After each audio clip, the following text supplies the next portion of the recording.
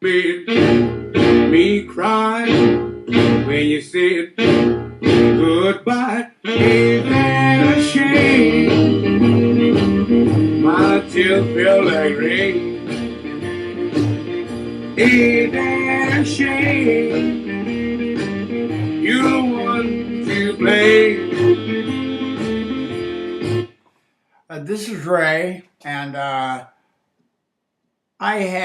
this is my second video. I decided to experiment around and make little short videos of just meaningless incidents that have happened in my life.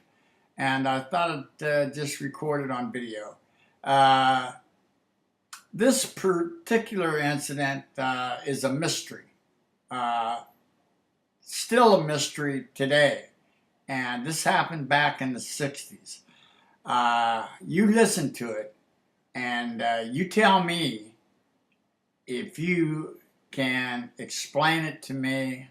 I would love you ever so much because it has baffled me for a long, long time. I had many friends, good and bad, all different kinds. Two of the friends I had were brothers, Bobby and Richard. They were Black Panthers. I mean the stereotypical Black Panther. They loved the beret, the jacket, the whole deal. And it was back during the time when you had Hutton and Bobby Seale and Cleaver, and the mood of the country, especially in the black community, was peaking as far as violence. So the Black Panthers had a big X on their back, and I knew that, and they knew that, and the cops watched them closely. And they had asked me to come on over to the house, and we was going to hang out for a while. And I said, yeah, let's do that. And so we drove to Redwood City, where they lived. And I was driving this little MG convertible. And it was the most raggedy car I've ever had in my whole life. And it was given to me by a guy who was entering a mental institution. I should have known better. And he wanted me to take care of it until he got out. The thing about this car is that you couldn't start it with a key. You couldn't get in and just turn the key and it'd start up. You had to turn the key on, and then you had to put it neutral and push it. Now, it was so light, I mean, you only had to push it like 2 or 3 miles an hour. I mean, just barely get it moving. And then you reached in to the gear shift and slammed it without the clutch down in the second. It would start chugging. You leaped in, pushed in the clutch, give it some gas, and it would go. And for the life of me, I don't understand how that worked, but it worked every time. And I tried to park on a hill, but even if I parked on a straight street, I could push it fast enough to do it. So I pulled down a couple of houses, parked, and we all went in. There was probably about maybe 9 people in there, and I was the only white person. And I won't ever forget, we were listening to Red Fox's comedy album, and we were cracking up. And the only thing that really we were doing wrong, we were smoking some pot, and but we were laughing. We were having a ball. And all of a sudden, over a bullhorn, we hear, "This is the Redwood City Police. Come out with your hands over your head." And it's like everything stopped. You know, they stopped the album. Bobby looked out the window, and here it comes again. This is the Redwood City Police. Come out with your hands over your head. And man, it was a serious sounding voice. And nobody seemed to panic but me, you know. And Bobby looked at me and he said, brother, you go on out. This doesn't concern you. He didn't want me to get involved in this. Either that or he wanted me to get mowed down first. I don't know.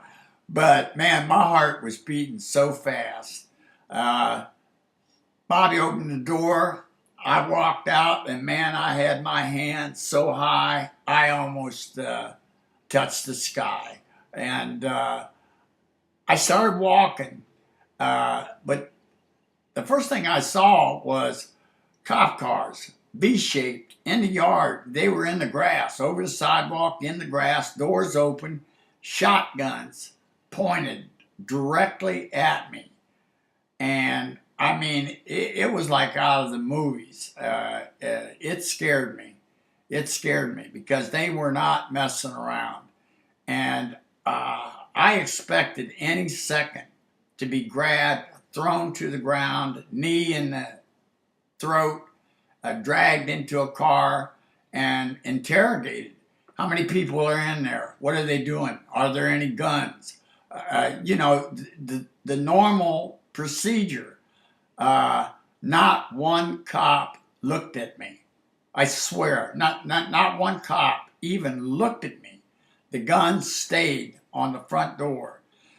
And I walked as far as I could down to the end of the sidewalk where it tees, and not a person, not a cop looked at me or spoke to me.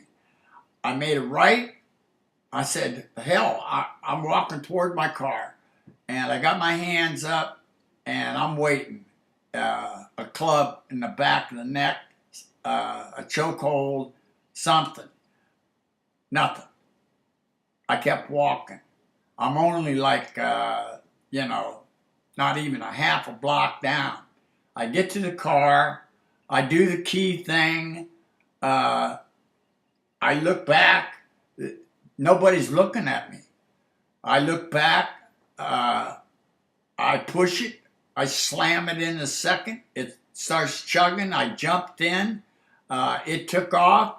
I said, to hell with it, man. I drove down the street. I made a right, and I got out of there. And for the life of me, I looked in the paper. I watched the news. A raid in Redwood City on a Black Panther hideout. I can't believe they didn't stop me and ask me, are there any guns in there? What are they doing? How many people are in there? Something, but not one thing. The only thing I can think of, and it doesn't explain it, is racism. A white person come out, but what does that matter? I mean, I would know, even white, how many people were in there and if there were guns, if whatever, but nothing. And a few days later, I got the courage to drive by. And I wasn't even about to stop. But I drove by and I looked over and nothing. No car in the driveway, no broken windows, no boarded up windows, nothing. Everything seemed normal. I don't know. It was one of those experiences in my life that I'll never figure out. If you know the answer, you let me know. But this is Ray, and that was just one of my experiences.